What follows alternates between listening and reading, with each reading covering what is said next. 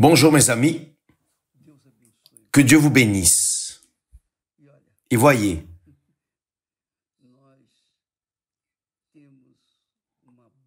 nous avons une bonne nouvelle pour tous ceux qui ont des oreilles pour entendre. Il y a ceux qui ont des oreilles, mais pas pour entendre la parole de Dieu, la voix de Dieu.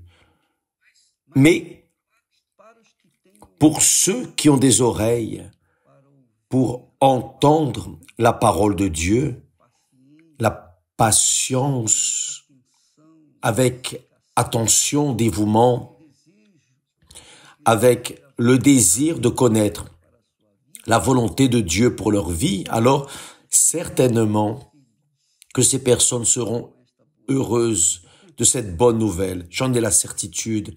Voyez, vous avez déjà beaucoup entendu parler au sujet de la gloire de cette dernière maison. En avez-vous déjà entendu parler? Il y a ceux qui disent, mais la gloire de cette dernière maison sera plus grande que celle de la première. Il y a une comparaison de la deuxième ou de la dernière maison avec la première maison. Qu'était la première maison? C'était le temple de Salomon, que Salomon a érigé dans toute sa gloire, richesse, sagesse, et dirigé par Dieu lui-même. Il a construit le temple qui a été projeté par Dieu lui-même. Donc, Dieu a donné les plans, le dessin, toute l'architecture pour faire le premier temple, la première maison. Et alors, jusqu'alors, Israël cultuait Dieu dans le temple, le tabernacle. Mais David s'est proposé dans le cœur de construire une maison pour Dieu. Mais parce que ses mains étaient sales de sang, Dieu ne l'a pas permis. Donc, il l'a fait à travers son fils Salomon, qui dans son moment de gloire, de communion intime avec Dieu, il a construit le plan que Dieu avait donné à son père. Très bien. Donc, le jour où le temple de Salomon, l'original, là à Jérusalem, a été inauguré, Dieu lui-même est descendu sur le temple et a rempli toute la maison de gloire, et tout le peuple d'Israël a exulté, a glorifié, sanctifié pour voir cette grandeur de Dieu là parmi eux. Sauf que, avec le temps, cette maison a été envahie par les Babyloniens, Nebuchadnezzar. Il a emmené les objets d'or. La première maison était faite d'or pur. Et là, il y avait la gloire de Dieu. Mais, qu'est-il arrivé? De nouveau, le peuple d'Israël s'est déconverti, s'est rebellé. Salomon s'est rebellé contre Dieu. Il a péché, il est tombé, il s'est prostré. Et la gloire de cette maison a disparu. Mais Dieu, à travers le prophète Agé, parle de la gloire de la dernière maison. C'est trop glorieux, c'est trop grandiose, c'est magnifique. Et je crois que le Saint-Esprit va me donner les mots pour parler de cela, de ce qui est une gloire. Et j'ai la certitude qu'il va vous faire comprendre parfaitement sa volonté pour votre vie personnelle. C'est cela même. C'est pour cela, ouvrez vos oreilles attentivement aux paroles de Dieu et vous allez jouir des bénéfices de la gloire de Dieu dans votre vie. Voyez, comme le temple a été détruit et aujourd'hui vous allez en Israël, à Jérusalem, vous ne voyez plus le temple, vous voyez des pierres ou même la base du temple est montrée aujourd'hui. Vous ne voyez que les murailles, des restes de la muraille de l'ancien temple. Mais vous ne voyez plus rien du temple, c'est-à-dire la gloire de la première maison a été totalement détruite, corrompue, et Dieu a permis cela, c'est lui qui a permis à cause du péché d'Israël. C'est la réalité. Donc, quand le peuple d'Israël s'est tourné contre Dieu et s'est tourné vers son idolâtrie et adoré des idoles et des choses de cette nature, et pas seulement les idoles, mais la prostitution, la corruption, l'immoralité, la saleté que le peuple d'Israël a enlacé. À cause de cela est venue la destruction de la première maison. Et cela est arrivé avec les hommes de Dieu qui auparavant étaient tellement utilisés, bénis, mais ils ont somnolé dans la foi, ils sont tombés. Ils sont devenus une honte pour Dieu, une insulte à Dieu lui-même. Car ils étaient de Dieu, mais se sont laissés entraîner par la corruption, l'amour, l'attachement au monde. Et c'est ce qui fait le chrétien se déconvertir, parlons ainsi, être détruit, cette maison être détruite, parce que il commence à s'attacher alors à l'argent, aux choses du monde, à sa réputation, son renom, sa richesse, sa maison. Cette maison a été détruite. La maison de Dieu, à cette époque, était une gloire. Mais maintenant, à travers le prophète Agé, Dieu parle de cette façon. Car ainsi parle l'Éternel des armées. Quand Dieu dit « car ainsi parle l'Éternel des armées », c'est-à-dire ainsi dit le Tout-Puissant, quand il est dit « Éternel des armées », c'est le Seigneur de tout. Tout ce qui existe, il est le Seigneur. Il est le Tout-Puissant. Il n'y a personne d'autre et rien aussi puissant que lui. Car ainsi parle l'Éternel des armées. Encore, d'ici peu, encore un peu de temps,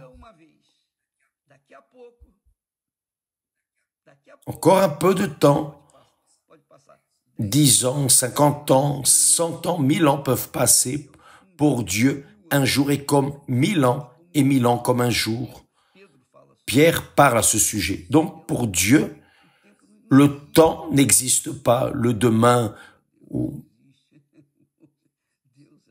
Dieu est le Seigneur. Il est le premier et le dernier. Tout commence avec lui, termine avec lui. Donc, il dit, car ainsi parle l'Éternel des armées. Encore un peu de temps, et j'ébranlerai les cieux et la terre, la mer et le sec. J'ébranlerai toutes les nations, les trésors de toutes les nations viendront, et je remplirai de gloire cette maison, dit l'Éternel des armées. Nous allons voir. Il dit, L'argent est à moi et l'or est à moi, dit l'Éternel des armées. Voyez qu'il répète son identité comme le Tout-Puissant à chaque instant. Et là, il dit, la gloire de cette dernière maison sera plus grande que celle de la première, dit l'Éternel des armées. La gloire de cette dernière maison sera plus grande que celle de la première, dit l'Éternel des armées. Et c'est dans ce lieu que je donnerai la paix, dit l'Éternel des armées. Là est la grandeur, la gloire, la majesté, l'immensité de la personne être scellée du Saint-Esprit, être baptisé du Saint-Esprit, naître du Saint-Esprit. Là est la grandeur, parce que lorsque la personne dit évêque, la gloire de la dernière maison sera plus grande que la première, et elle se conforme avec cela, et elle reste dans la perspective qu'un jour, sa vie changera. Mais elle ne fait rien pour cela. Elle continue à vivre dans le péché, elle continue à vivre dans l'erreur, elle continue à faire les choses erronées, mais elle garde en elle l'espérance de cette parole, de cette promesse. Sauf que cela n'arrive pas. Combien d'années vit-elle en train de croire dans le Seigneur Jésus-Christ comme unique Seigneur et Sauveur, mais elle n'a pas la paix, par exemple. Parce que la gloire de la dernière maison, c'est-à-dire le baptême du Saint-Esprit, fait que la personne, ici, la maison, c'est la propre personne, le propre chrétien, car Dieu n'habite pas dans des maisons faites par les mains des hommes. Lui seul peut faire une maison qui vienne répondre à sa volonté. C'est pour cela qu'il y a le besoin pour la personne de naître du Saint-Esprit, naître d'eau et du Saint-Esprit, naître de la repentance par le baptême d'eau et du Saint-Esprit, pour qu'alors elle soit une nouvelle maison, la dernière maison, la maison où lui, le Saint-Esprit, habitera. S'il n'y a pas cela, il n'y a pas de dernière maison dans la vie de cette personne. Elle continuera à vivre dans la perspective, qui sait, un jour Dieu me répondra. Non, tant que vous serez en train de vivre dans cette espérance futile, car la personne garde une espérance, mais continuant dans le péché. Donc cela ne résoudra pas. Cela ne résoudra pas. Il faut qu'elle laisse le péché. Elle le sait. Elle a conscience de cela. Mais elle ne s'efforce pas pour cela. Elle continue à maintenir cette apparence de sainte, mais en vivant sans loi en elle. C'est la réalité. C'est pour cela que vous voyez des pasteurs, des croyants et des personnes se suicidant. Pourquoi? La dépression. La dépression.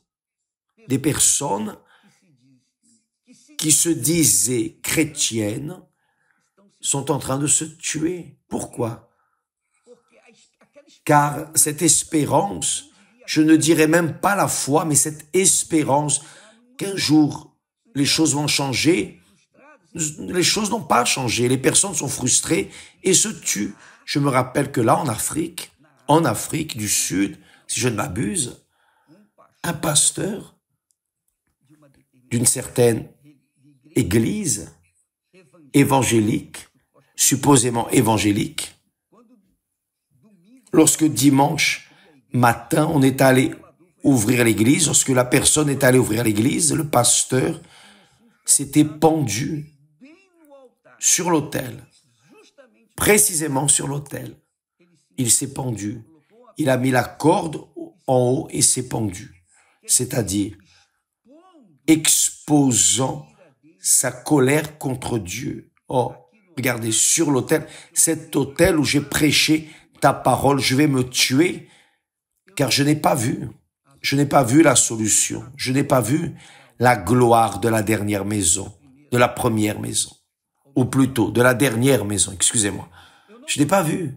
Donc, l'individu s'est tué pour la honte de l'évangile, pour affronter Dieu lui-même. Donc, beaucoup de pasteurs avec la dépression, qui ont la dépression, ils l'ont parce que ils n'ont pas la gloire de la dernière maison. Ils continuent avec la gloire de la première maison. La première maison qui a été détruite. Allez à Jérusalem et vous allez voir, vous n'allez rien voir. Le Seigneur Jésus a dit qu'il n'y aura pas pierre sur pierre, et c'est vrai. Donc, mes amis, vous devez faire votre effort, vous devez sacrifier votre vie, vous devez mettre votre sang sur l'autel. Je dis ainsi, non le sang physique, mais le sang de l'âme, qui est votre volonté, vos désirs, vos convoitises. Il n'y a rien. Il n'est pas possible que la personne reçoive le Saint-Esprit si elle ne se déchire pas devant Dieu dans la sincérité de mettre toute sa vie sur l'autel et dire « Oh mon Dieu, j'ai péché, j'ai failli, j'ai fait ceci, cela, mais me voici, repenti, s'il te plaît, au nom du Seigneur Jésus, aie miséricorde de moi. » Quand la personne est transparente, sincère, franche, peu importe le péché qu'elle a commis, dès l'instant où elle se repent, c'est-à-dire elle confesse ce qu'elle est en train de faire ou qu'elle a fait, elle sait que c'est erroné. Donc, quand elle va vers l'autel et se livre, le Tout-Puissant, le Seigneur des armées, est glorieux pour pardonner. Il est toujours prêt à pardonner. Le Seigneur Jésus a dit, la porte est étroite, le chemin est étroit, serré, mais la porte est toujours ouverte. N'entre pas qui ne veut pas entrer, mais la personne doit s'efforcer. Dieu a fait alliance avec le peuple d'Israël. En Égypte, il a fait alliance avec le peuple d'Israël au Sinaï, au mont Sinaï. Même ainsi, le peuple d'Israël a oublié. Et là, nous voyons la destruction, les guerres, la mort, les échecs, enfin, un enfer. Mes amis, la même chose arrive aujourd'hui avec ceux qui ne sont pas sincères, qui font semblant dans la foi. Pardonnez-moi de parler ainsi clairement pour mieux comprendre, c'est la vérité. Les personnes aiment leur péché. Elles apprécient le péché. Elles ne veulent pas lâcher le péché. Donc, elle continuera d'être cette créature totalement détruite. Il n'y a pas de paix en elle. Il n'y a pas de paix. Dieu lui-même dit, il dit, les méchants n'ont pas la paix. Et lorsqu'il parle de paix, ce n'est pas un jour ou l'autre, non. La paix est complètement éternelle. La paix qui vient du Saint-Esprit en nous, qui est la gloire de la dernière maison, c'est une paix permanente. Dès l'instant où nous continuons à vivre dans l'obéissance à sa sainte parole.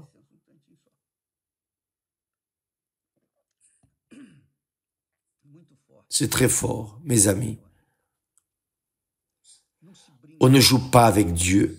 On ne joue pas avec Dieu. On ne joue pas avec Dieu. Dieu est Dieu. Il est le même. Il est l'Éternel des armées, le Tout-Puissant. Il est omniprésent, il est dans tous les lieux, il voit toutes les choses, il est omniscient, il connaît chaque chose. Notre vie est un livre ouvert devant Dieu, il connaît chaque chose. Donc, il choisit les personnes sincères pour alors les faire naître de nouveau, pour qu'elles soient de nouvelles créatures, pour qu'alors son esprit puisse habiter en elles. Une fois que le Saint-Esprit habite dans une personne, dans cette personne existe la paix. J'ai la paix. Je peux parler pour moi. Nous, Esther et moi, nous avons la paix. Nous vivons en paix. Nous vivons en parfaite paix. Bien sûr, nous n'avons pas de problème. Nous en avons, bien sûr. Vous devez convenir que je suis humain. Je suis d'argile, de poussière. Mais dans cette argile existe la gloire de la dernière maison, qui est le Saint-Esprit. Et comment est-ce que je sais qu'il existe? Comment ai-je la conviction qu'il est en moi? Parce que j'ai la paix. Juste ça. Car c'est ce qu'il dit ici. La gloire de cette dernière maison sera plus grande que celle de la première. Car la première maison était d'or. Elle était en or à l'intérieur. Mais l'or, c'est l'or. Aujourd'hui, la dernière maison, ce sont les personnes qui ont renoncé au monde, ont tourné le dos à l'apparence du monde, aux choses de ce monde. C'est cela. Ont abandonné le monde pour servir le Dieu vivant, le Tout-Puissant, et faire sa volonté. Abandonner leur Égypte, disons. Abandonner l'esclavage de la vanité, de l'opulence. Abandonner l'esclavage de leurs cœurs iniques. Laisser leur passion en arrière et ont embrassé la parole de Dieu. Ont entendu, entendent, écoutent et pratiquent cette parole. Vivent, appuient, modèlent leur vie en accord avec cette parole. Et ces personnes sont la gloire de la dernière maison. Car l'Esprit du Très-Haut est sur elle et la garantie de la gloire de la dernière maison. En nous, la garantie palpable, vous voyez, vous sentez, vous touchez, c'est la paix. Ce ne sont pas les langues étranges, ni les prophéties, ni le pouvoir d'expulser le démon, de faire des guérisons, des merveilles. Non, ce qui identifie la gloire de la dernière maison, c'est le Saint-Esprit qui apporte la paix. C'est le Saint-Esprit de la paix. Avez-vous compris? Si vous avez la paix, alors la gloire de la dernière maison est à l'intérieur de vous. Mais si vous n'avez pas de paix, il n'y a pas de gloire de Dieu en vous. Vous pouvez être une personne très religieuse, fervente, bonne, charitable. Mais si vous n'avez pas la paix en vous, il est écrit ici, vous n'êtes pas en train d'être revêtu de la gloire de la dernière maison. Donc, chacun doit prendre soin de soi-même. Chacun doit s'évaluer et prendre sa propre décision. Je sais une chose, pour avoir la gloire de la dernière maison en vous, il faut renier ce monde. Le Seigneur Jésus a dit que celui qui aime le monde, l'amour du Père n'est pas en lui. Celui qui aime le monde, l'amour du Père n'est pas en lui. Donc, vous qui participez à ce direct, vous savez maintenant ce qu'est la gloire de la dernière maison. La gloire de la dernière maison, c'est la paix. La paix. Évêque, c'est intéressant, mais je n'ai pas la paix. Donc, vous devez courir après. Courez après. Cherchez. Efforcez-vous. Faites de tout. Mais courez après. Parce que votre âme dépend de cela. Votre âme, l'éternité de votre âme dépendra de cette paix, de cette gloire, la gloire de la dernière maison, le Saint-Esprit, le baptême du Saint-Esprit.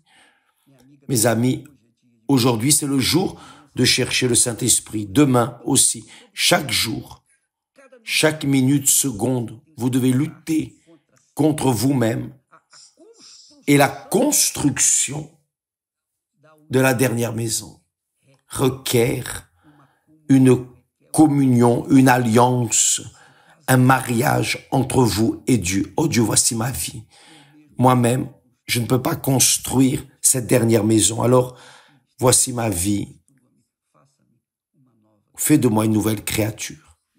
Mais vous devez renoncer aux choses erronées que vous savez, que vous pratiquez, car votre conscience accuse. Oui ou non? Notre conscience, si je fais quelque chose d'erroné, à l'instant, ma conscience accuse. Elle attire mon attention. Il y a tout de suite la lumière rouge qui s'allume.